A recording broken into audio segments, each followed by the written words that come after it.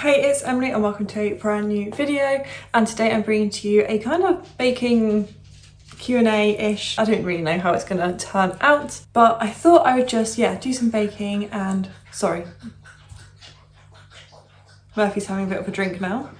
If you do hear any noises around, Murphy is just like pottering about. So I thought I would do a kind of summer wrap up of some of the best books I read this summer, some favourites, some other favourites like music and things like that, some of the more disappointing books, some new discoveries, and do kind of summer wrap up.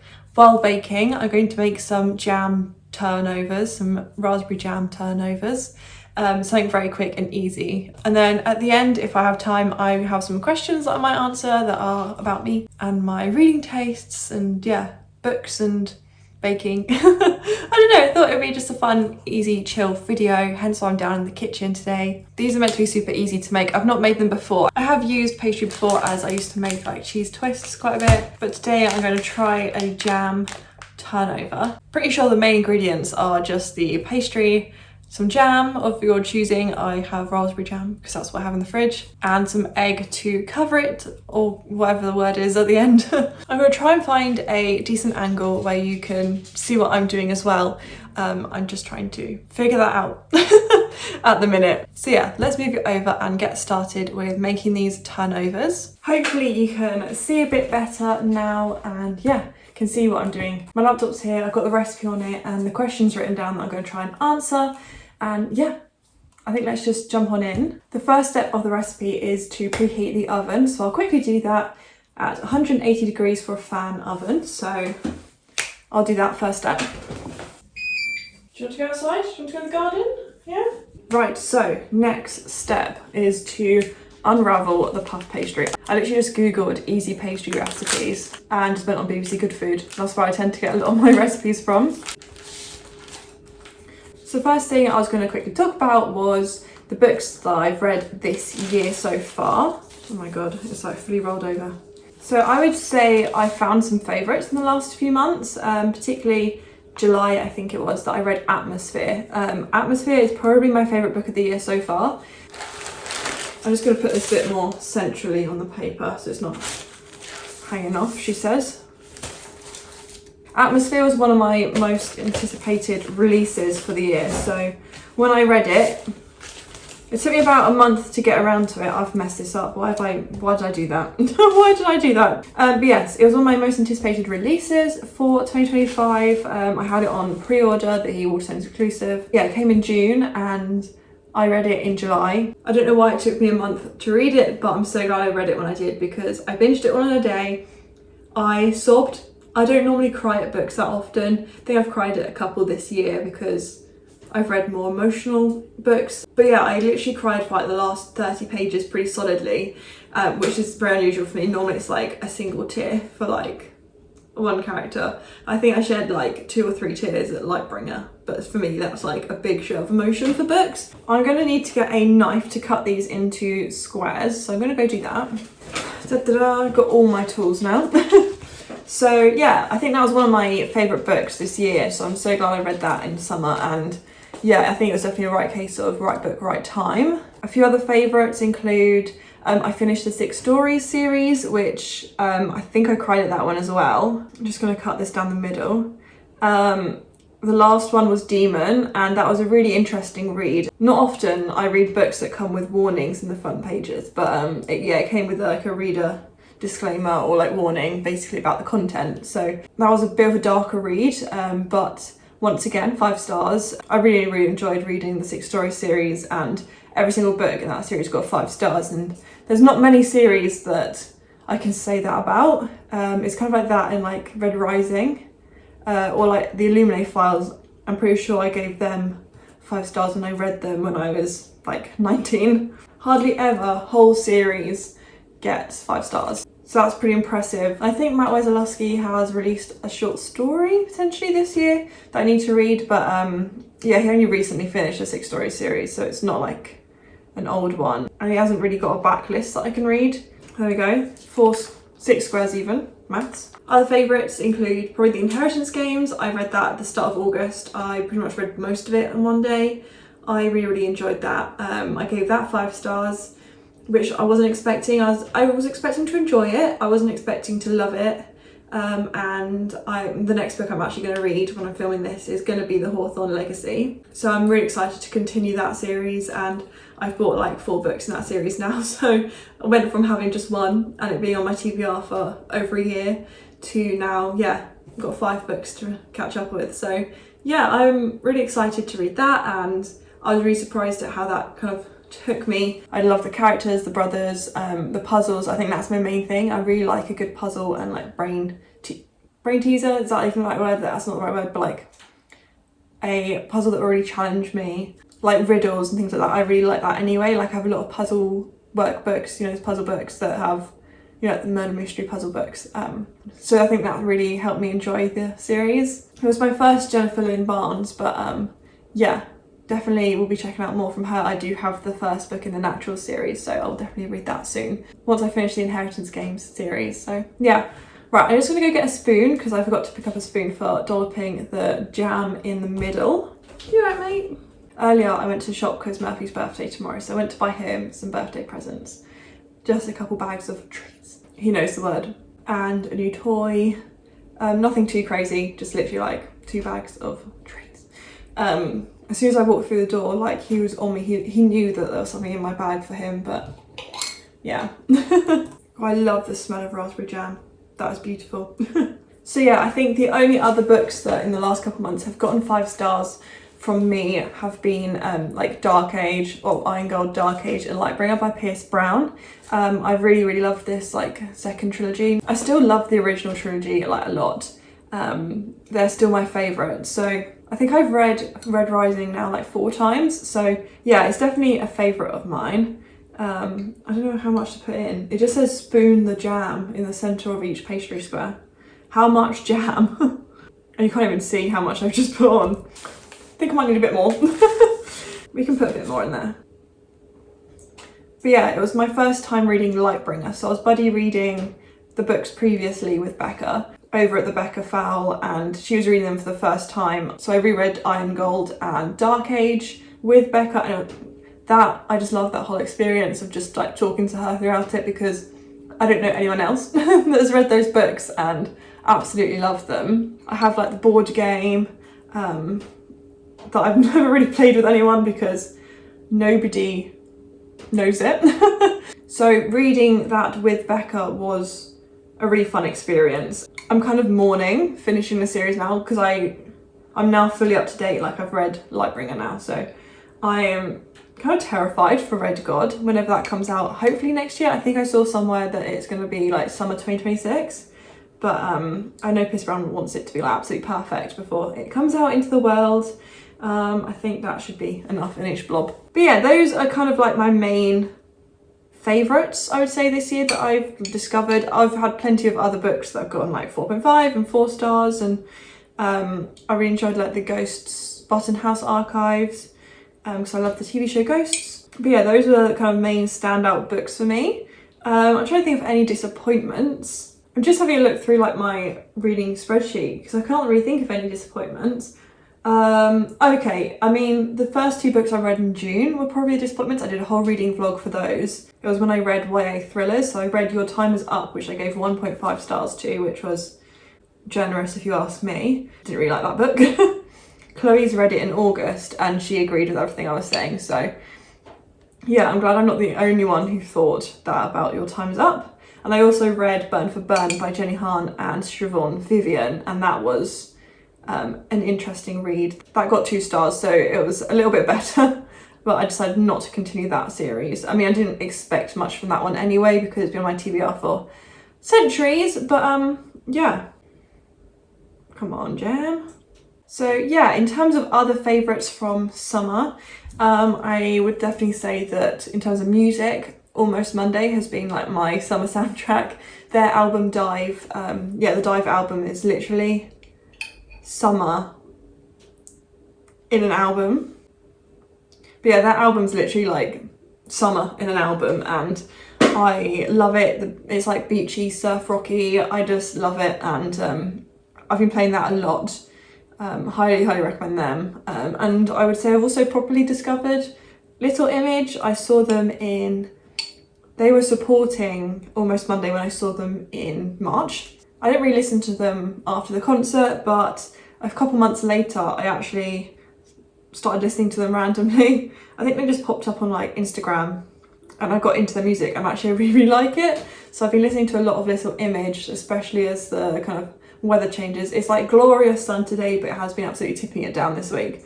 So it's kind of felt like the right kind of like autumnal music, I guess. Muse is always a favourite, and now that they've released Unravelling, I'm hoping that they're going to release some more music imminently. I really like the Driver Era's album Obsession. I feel like that album is being like slept on completely. Like it's just such a fun album and it's different. It's a very different like album to a lot of music that's out there at the minute. So I really enjoy it. But yeah, highly recommend the Obsession album. Right, next step. We've put a blob of jam in the centre of each pastry square. Seal the edges by pressing down with a fork and brush with the egg.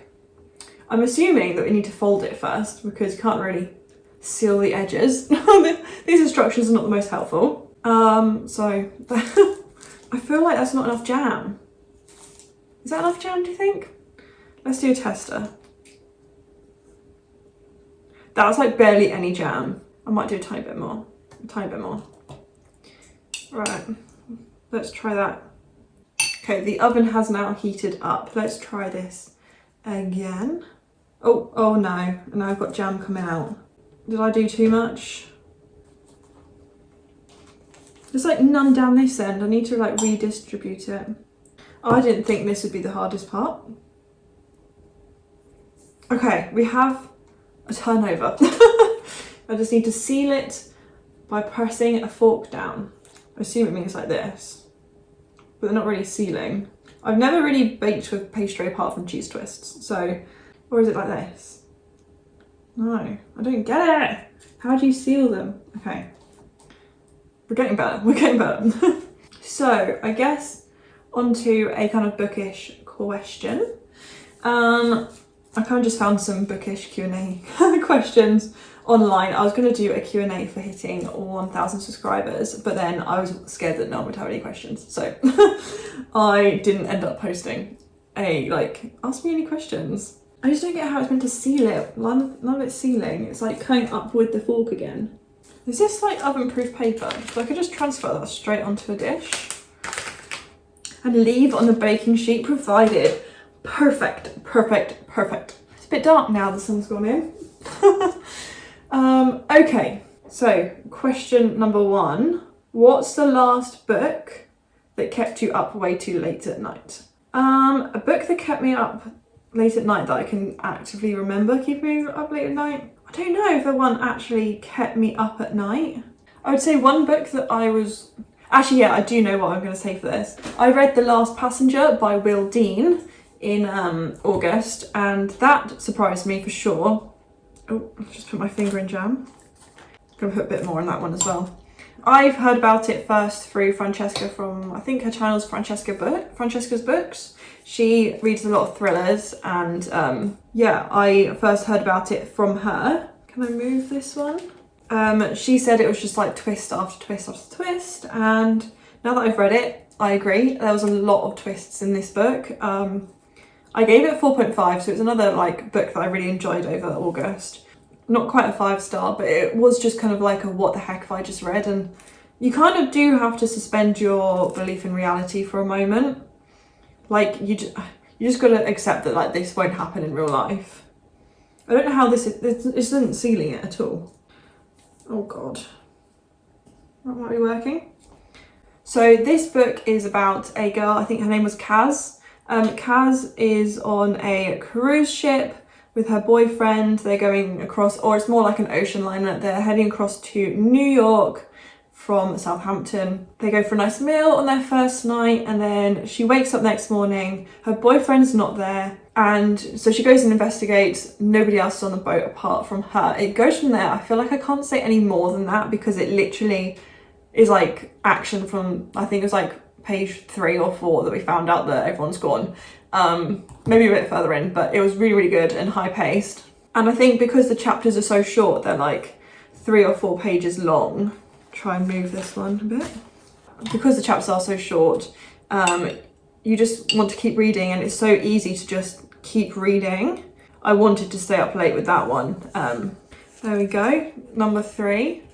If you like thrillers, then I definitely recommend The Last Passenger by Will Dean. And I kind of was afterwards like, what the heck have I just read? Okay, I'm getting the hang of this sealing business now, I think. Right, that's three of them sealed up. Eventually. So another question that I have next to me, I'm kind of just going through a random list online, so there's no real cohesive order or anything. I'll do that so you can see what I'm doing. So yeah, it's, do you DNF books? If so, what makes you put one down? I do DNF books. I never used to, I hated it, but this year I've really made an active effort, and I think I've had 7 DNFs this year. That's not me saying I approach book expecting to put it down. That's not what I mean at all. But if I'm not enjoying it, I'm not wasting time with it anymore. So yeah, that's been something I've been working on this year, I guess. Just accepting defeat, I guess, in a way. Not accepting defeat, but like accepting when a book isn't for me, and just being able to put it down without worrying too much. Oh God, this one's gonna be a bit messy, I think. I usually try to give books until the kind of like 100-page mark before DNFing, at least like 60 to 80 pages, so I can give it a fair chance. Like sometimes, you know, it takes a while to warm up to a book. I mean, an example of this is Red Rising. The first time I read it, I DNF'd it at like 60 pages. I then tried it again. I can't remember why I tried it again, but as you can probably guess from earlier in this video, it's now one of my favourite series. So yeah, like I've reread that book like 3 or 4 times now. So I like to try and push it as far as I can in a book. I obviously don't want to waste time on a book that I'm not loving. But if I can get through a little bit more before making an actual decision, then yeah, that's what I like to do. My parents are going to be like, why is there no jam left? Because I make jam turnovers. Some of these questions are kind of weird. Another question is, what is your all-time favourite comfort read? And I'm trying to think of books that I like to reread. There's not many that I reread regularly. There's a couple. Almost a Bride by Jo Watson is my favourite romance. I used to reread that all the time as a comfort read. However, I haven't done that in a few years. I don't really know why, but I used to love that book. I still probably would.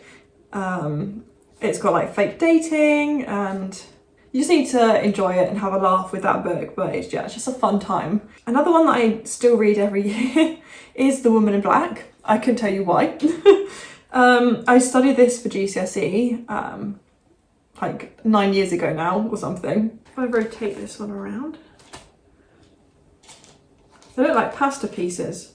I studied it for my GCSEs, 9 years ago, and recently, the last few years, I've started rereading it every October, and I just love it. I think it's such an interesting read. I really love Susan Hill's writing, how she is able to create like atmosphere and like actually creep me out. Not many books creep me out, but that is one of them. It's not like crazy scary because you're obviously reading it. It's very different from like reading a book or whatever. But Audible did an exclusive, audiobook, but like a full cast, like graphic audiobook. And so last year was the first year I listened to that instead of like reading it another way. And that was an interesting listen for sure. It had like The Sound of a Pony and Trap. That chapter had, quite funnily enough, The Sound of a Pony and Trap, little things. But I thought it was a nice adaptation, had a good cast. But I just love Susan Hill's writing and the way that you can feel so isolated. And I've written many an essay. I still have one on my laptop that I wrote like 2 years ago, long after I was studying, about how Susan Hill creates like a sense of isolation, how, you start, and how in the space of a chapter, Arthur Kipps is like, I love this house, it's such a stunning house, I love it. It's so handsome, the way it rises out. I can't imagine why anyone wouldn't want to live here. And then in the space of a chapter, like his opinions have completely changed and you suddenly feel so isolated and cut off from the world, especially with the causeway. I just think it's a really well written book, and yeah, that is a comfort read. Bizarrely, a horror book is a comfort read, but I love reading it every October. It just feels like a sense of like autumn, you know, it's like autumn is here. But yeah, right, I need to beat this egg to do an egg wash with, but I'll be back in a second. Oh, I just literally squirted egg onto my lap. I can feel it. Right, I'm gonna need to wash my thighs because I've now got white down me. Right, okay, so in terms of baking, I have some questions written down to do with baking. The first one is, what's your go-to comfort bake? For me, it's probably chocolate orange brownies. That's my favourite thing to make. I haven't made them in a few months, but they went down really well. My friends have had them, my parents' friends have had them. I've taken them out with me.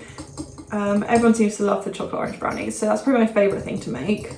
Do you listen to audiobooks, podcasts, or music while baking?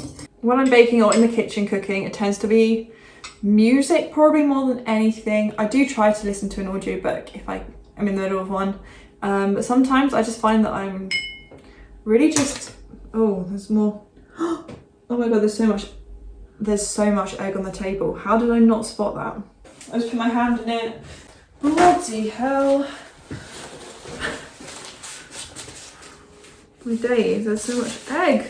Yeah, when I'm cooking, I quite like to just kind of enjoy, dance around a bit and listen to some upbeat music. So yeah, that's what I listen to, I guess. But I do try to listen to audiobooks if I am in the middle of one, but sometimes I just, yeah, need to pick the pace up a bit, you know, have a bit of a boogie. That's a lot of egg. Hope it's gonna be nice and golden. It does, what does it say? Brush with egg. Cool.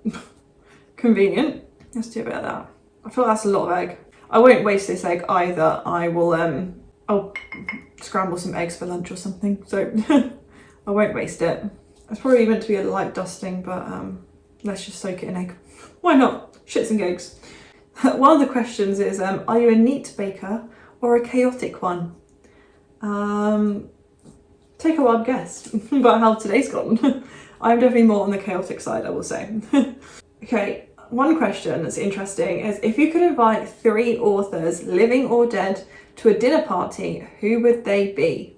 Okay, so for me, one's definitely going to be Agatha Christie. Surprise, surprise. Yeah, it's probably my favourite author.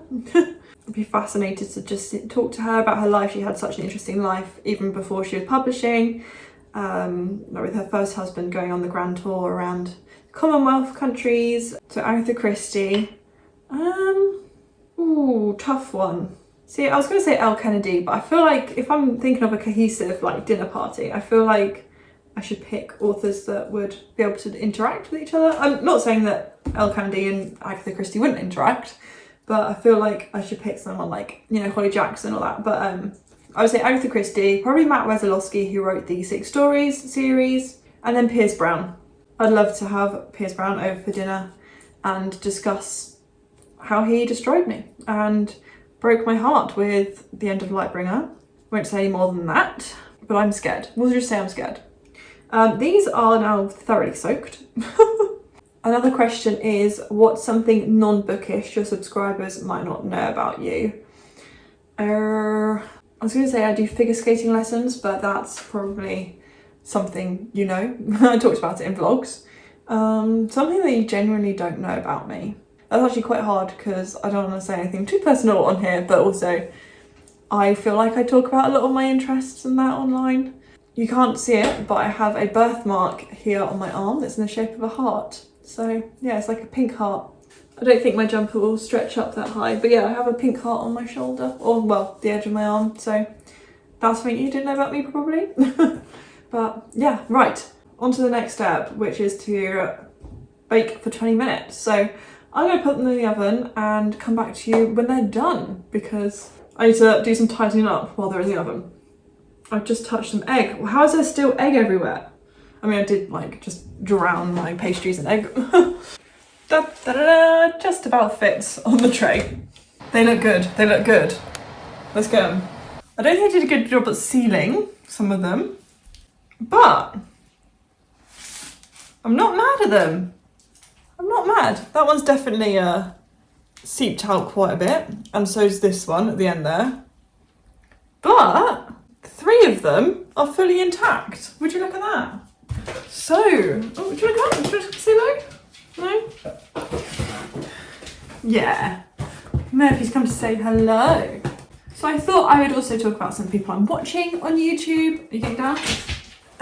Just to give out some recommendations, I guess, some shout outs. So I have 2 YouTube accounts. One I watch exclusively book stuff on, which is my Emily Kathleen Reads channel or account. On there I watch, obviously, just booktube. I like to watch all my friends' videos. So for example, Chloe, Rachel, Becca, Rhiannon, Jem. There's so many people that I love to watch and support. I love to comment on them. There's a few other bigger ones I watch, like Rachel Catherine, Ellen Catherine. I like to watch their vlogs and things like that. And then I have a second YouTube account, which is where I watch my, like, I was gonna say personal stuff. I don't think personal is the right word, but like random stuff, anything that's basically not booktube, I watch on there. So I quite like watching people like Arthur Hill, Arthur TV, that kind of group, Italian Batch, like that kind of group. So I like watching the videos they do together. So for example, the platform roulette videos, I really like watching them. And yeah, the person actually that inspired me to do this kind of style video, the kind of baking aspect of it, was, I'm gonna try and remember her surname, Liv Dimartino, is that her surname?